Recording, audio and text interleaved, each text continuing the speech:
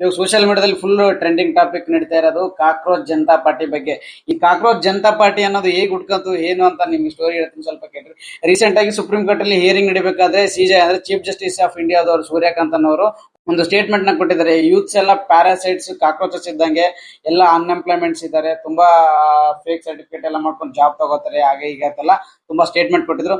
ಅದನ್ನ youth serious ಆಗಿ consider ಮಾಡ್ಬಿಟ್ಟು ಕಾಕ್ರೋಚ್ ಅನ್ನೋದಕ್ಕೆ ಕಾಕ್ರೋಚ್ ಜನತಾ ಪಾರ್ಟಿ ಅಂತ ಒಂದು ಸುಮ್ಮನೆ ಸೋಷಿಯಲ್ ಮೀಡಿಯಾದಲ್ಲಿ ಒಂದು ಪೇಜ್ ನ ಕ್ರಿಯೇಟ್ ಮಾಡ್ಬಿಟ್ಟು ಬಿಟ್ಟಿದ್ದಾರೆ. ಸೊ ಅದು ಇವಾಗ ಫುಲ್ ವೈರಲ್ ಆಗಿ ತುಂಬಾ ಜನ ಸಪೋರ್ಟ್ ಮಾಡ್ತಾ ಇದಾರೆ ಕಾಕ್ರೋಚ್ ಜನತಾ ಪಾರ್ಟಿ ಅಂತ. So ತುಂಬಾ ಜನ ಸ್ಟೇಟಸ್ ಸ್ಟೋರಿ ಹಾಕೋತಿದ್ರು, ನನಗೂ ಗೊತ್ತಾಗ್ಲಿಲ್ಲ ಏನು ಎತ್ತ ಇದು ಕಾಕ್ರೋಚ್ ಜನತಾ ಪಾರ್ಟಿ ಏನ್ ಹಾಕೋತಿದಾರೆ ಅಂತ. ಸ್ವಲ್ಪ ಗೂಗಲ್ ಅಲ್ಲಿ ಸರ್ಚ್ ಮಾಡಿ ನೋಡಿದಾಗ ಇದರಿಂದ ಸ್ಟೋರಿ ಗೊತ್ತಾಯ್ತು. ಸೊ ಈ ರೀತಿ ಇದೆ ಅಂತ.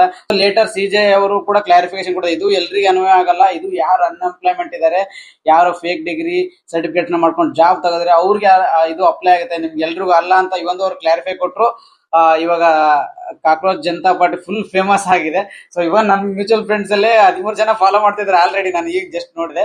ಸೊ ಅದಕ್ಕೋಸ್ಕರ ಯೂತ್ಸ್ ಡಿಸೈಡ್ ಮಾಡಿದ್ರೆ ಏನಾದ್ರೂ ಕೂಡ ಮಾಡಬಹುದು ಅಂತ ಇವತ್ತು ತೋರಿಸ್ಕೊಟ್ಟಿದ್ದಾರೆ.